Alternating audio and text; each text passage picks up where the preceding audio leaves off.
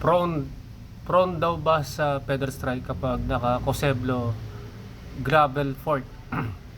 Yan yung video ko dun sa Mountain Peak Everest na 2026 model. Yan, tinatanong niya kung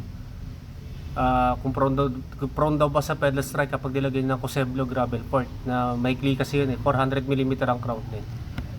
Hindi ko pa natitesting kasi wala pa ako at saka wala pa kasi ako nababay check na ganun yung frame, no, at saka yung ganun ng fork. Pero tingin ko lang, no, hindi pa ako sure, pero tingin ko naman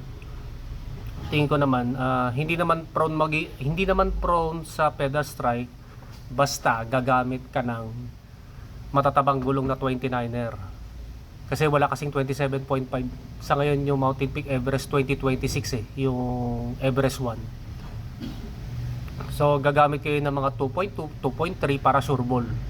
Kasi kung gagamit kayo ng mas bababa doon, tingin ko syempre maliit lang ang circumference noon. Bababa yung buong bike.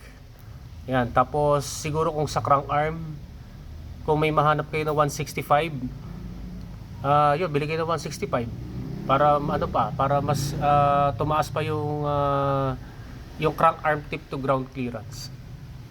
Yan ang tingin ko. Di pa ako nakakapag-testing pero feeling ko naman hindi, basta sundin mo na lang yung nire-recommend kong tire size na 29er, which is 2.2 o 2.3.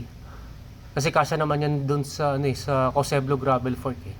Tsaka malamang kasya naman dun sa 29er na Mountain Peak Everest 2026 model, tsaka yun nga 165. Siguro sa 170 pwede rin kasi nga sa katulad kong heavy gearer hindi naman po pwede sa akin yung 165.